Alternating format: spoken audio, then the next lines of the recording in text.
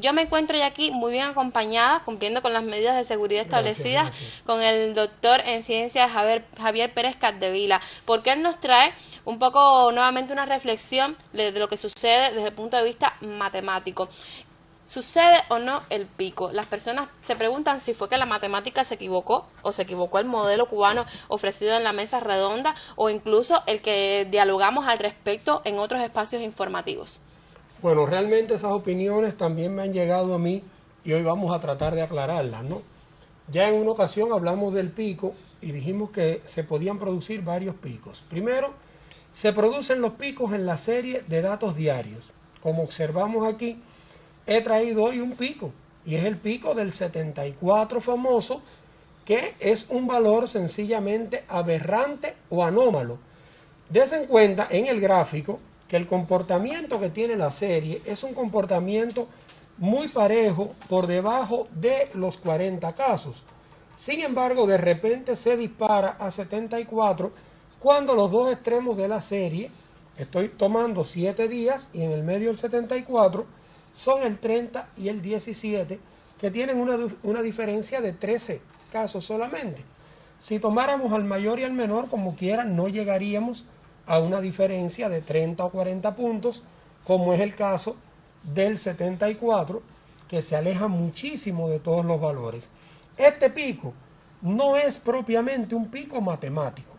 Este es un pico que se produce por un evento de comportamiento social y que cuando uno lo modela matemáticamente, se le llama entonces un valor perdido y se ajusta al valor esperado. Es decir, que aquí podía haber un 40 y podía ser un valor esperado, podía haber un 30 también y sería un valor esperado, es decir, en ese rango. Sin embargo, este pico nada tiene que ver con el pico epidemiológico. Porque, ¿qué pasa con esta situación? En esta jornada se registraron 58 casos específicamente de un centro de ambulantes, o sea, fue un fenómeno, por eso usted se refiere que no tiene que ver con ese pico modelado que tanto la gente está esperando que ocurra, incluso después de la segunda quincena de mayo, ¿verdad?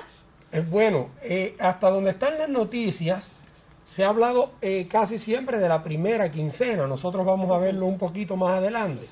Pero vamos a explicar primero acá el pico epidemiológico. Observen, la curva es una curva que se eleva lo suficiente y que hay que achatar la curva. La curva se achata sencillamente con la curva esta que aparece más clarita en la matrix, aparece clarita la curva, y es bajar la curva, pero a merced de que la epidemia tenga un mayor tiempo de duración. Pero no colapsan los servicios de salud. El pico epidemiológico depende de la cantidad de casos activos que se tiene en un momento. ¿Por qué? O en un periodo de tiempo. En un periodo de tiempo. ¿Por qué? Porque ese número de casos activos pudiera ser que no hubiese suficientes camas, que la terapia intensiva no pudiera atender a todos los pacientes. Como si hemos visto en otros países. Caso que ocurrió en Italia, por ejemplo, el caso de Italia fue muy famoso. Sin embargo, en el caso de Cuba, esto no ha ocurrido. Y entonces yo quiero pasar a explicar la parte de si los modelos estaban equivocados o no. En la información que se da en Granma, yo pongo 2 flechitas rojas precisamente para que vean que sale una información el día 10 de abril diciendo que el 11 de marzo posiblemente fuera el pico por el modelo que se tenía. Sin embargo, en la siguiente noticia de Granma vemos cómo se adelanta el pico y se dice primera semana de mayo. Es decir, se adelanta el pico a la primera semana de mayo según los modeladores y eso se publica el 27 de abril. Y se dice que en la primera semana de mayo, que hoy estamos terminando la primera semana de mayo. ¿Qué pasa con esto? Que nosotros realmente, y lo vamos a ver ahora en la próxima diapo, tuvimos un pico. Ese pico lo tuvimos en el día 45 de la epidemia. Ese día 45 fue el 24 de abril, donde obtuvimos un valor muy alto. La noticia se había dado 23 de abril y al otro día se obtiene un pico en la serie de casos activos. Pero nótese cómo a partir de ese pico la serie comienza a bajar. Los modelos matemáticos no es que se equivoquen o no. El modelo pronostica para que se actúe sobre el modelo con acciones de comportamiento humano. Esas acciones son las que hacen que el pico pueda bajar. ¿Qué ha pasado en Cuba? Una demostración de la preocupación que ha tenido el gobierno cubano, de la mayoría del pueblo que ha cumplido con las medidas. Sabemos que no es al 100%, hemos visto las noticias, vemos personas en la calle incumpliendo, pero sin embargo, indiscutiblemente hay una mayoría que ha cumplido y eso ha ayudado, junto a las medidas que ha tomado nuestro gobierno, que vaya bajando la cantidad de casos activos. Doctora, ahora me surge una pregunta y es que pudiéramos comparar tal vez con los modelos matemáticos que inicialmente fueron noticia en España, en Italia, y que cuando se aplicaban a Cuba daban cifras muy altas que nada tienen que ver con la realidad que estábamos viviendo. ¿Qué variables no se incluyeron en ese caso y de qué depende que este descenso, este aplanamiento de esa curva se mantenga de esa manera? O sea, ya pasó el pico, ya estamos aplanando la curva, no tenemos que preocuparnos porque ese pico vuelva a ocurrir. Bueno, primero que todo, sí tenemos que preocuparnos. Los modelos de España, los modelos de China, en ocasiones no pueden funcionar en Cuba porque hay un elemento que es la cantidad de población vulnerable, de población susceptible. El nivel de contagio que puede tener en un país no es el mismo que puede tener en otro país y tiene que ver también, por supuesto, con el comportamiento humano. Es decir, tuvimos este pico. Ahora, tendríamos que demostrar que estamos en condiciones como para no volver a llegar al pico. Nosotros en la próxima diapo vamos a ver algo que ha venido ocurriendo. Miren los últimos 6 días. Ahí se ilustran los últimos 6 días como el pico no existe, se bajó de los 847 y mira cómo va bajando.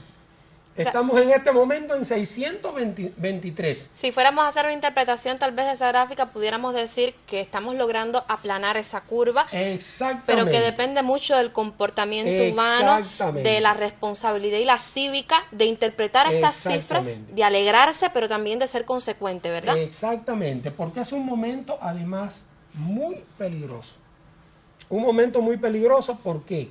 Porque este es el momento que genera excesos de confianza. Los excesos de confianza llevan a que las personas tengan mucho más interacciones y al detectar un caso positivo, entonces tendríamos un gran número de contactos y crecería la posibilidad de que tengamos más casos positivos, aun cuando la positividad también ha venido bajando. También ha venido bajando. La próxima diapo nos muestra cómo se ha comportado la positividad. Esta es la positividad acumulada de Cuba. Es decir, hacemos un gran número de pruebas y sin embargo va bajando el indicador. Observe, de 3.13 estamos en 2,81. Es el porciento de positividad que nosotros tenemos en estos momentos. Es decir, que de cada 100 no se obtienen 3 positivos. Ahora, hay quien dice también en este caso, pero es que se hace un gran número de pruebas y ese gran número de pruebas se está gastando dinero. Bueno, es una demostración del sacrificio que ha estado dispuesto a hacer nuestro gobierno a pesar de la situación económica en pos de la salud de nuestro pueblo. Pero además tenemos que decir que ha sido muy claro el diálogo de nuestras autoridades. Nuestro principio va a ser siempre buscar más y más.